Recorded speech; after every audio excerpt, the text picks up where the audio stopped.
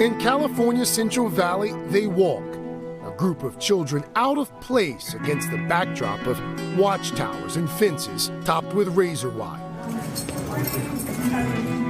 This is Salinas Valley State Prison, home to more than 3,000 of the state's most serious criminal offenders. For 360 days of the year, it can be one of the hardest places to serve time. But for 5 days, there are smiles, laughter, even hugs. This is Camp Grace, a summer camp unlike any other, designed to reconnect children with their fathers. I feel very blessed to be able to be here with my kids. And Jonathan Padilla is incarcerated for attempted murder, but by steering clear of trouble for a full year, he and 6 other dads earned a spot in Camp Grace. For Padilla, that means seeing his daughter, Leilani, and son, Jonathan Jr. How did you qualify for this? no write-ups. Basically, don't get in trouble, do good. This is an incentive to do good, I would imagine. This is a big incentive to do good.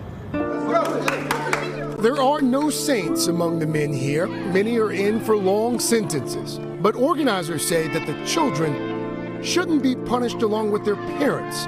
And for these 5 days, they can get to know their fathers. What do you tell your daughter that you wish someone had told you? To see the things that really matter in life. Families what really matters, and education and being really close. Karen McDaniel and Sutina Green met in a prison visitor's room while their husbands were incarcerated. They saw the impact that had on their own children and decided to start Camp Grace. Is this a camp for the incarcerated, or is this a camp for the kids? For me, I think it benefits everyone. It's a camp for the kids because typically when a child visits their incarcerated parent, they don't have that one-on-one time. Visiting has strict rules. Typically it's one hug and one kiss at the beginning and at the end. And I think the fathers benefit giving them a little bit of normalcy. The fact that these fathers have remained discipline-free and have earned this makes this prison safer. That means that every single correctional officer that walks through these gates is safer today because of this camp. I had a lot of fun yesterday. Not only that, I guarantee you not one of these children will ever spend one day incarcerated. Tammy Foss is the warden at Salinas Valley. Do you get the sense that there is a shift in this country regarding how we should view and treat inmates? I do. Since I started in 1996, it's been a huge shift. We typically would almost warehouse inmates, and it's so important to give that rehabilitation part. Their crime doesn't define who they are, and they have the ability to change. And by giving them this opportunity, I feel like it gives them hope, and they want to be better people. Evan Freeman is in for bank robbery. This is his son Evan Jr.'s second year at camp. To those who would look at this and say, these guys, they don't deserve to have this kind of time with their kids, what would you say to them? They're probably right. But my kid deserved to have time with me. Whatever the reason why we're here, we still people. Our kids are still kids. They still need their dad in their life.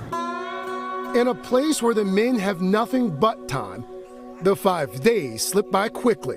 The happiness is fleeting. How hard is it, you being on the outside and him being on the inside? Very hard. What's the hardest part? Not being able to see him. How do you deal with that on a daily basis? Like, how do you cope? It's hard. It's hard, and I know he needs these things, and I'm not there to provide them. So it's hard, you know. And it's another thing that's fortunate for me is that I'm in a cell by myself now, so I can cry when I want to cry. You know, There are tears on the last day of camp, final embraces too. As the children are led home, their fathers call to them from the other side of the fence. I love you, Lonnie. The men must wait another year to earn a chance to be touched by grace. Gosh.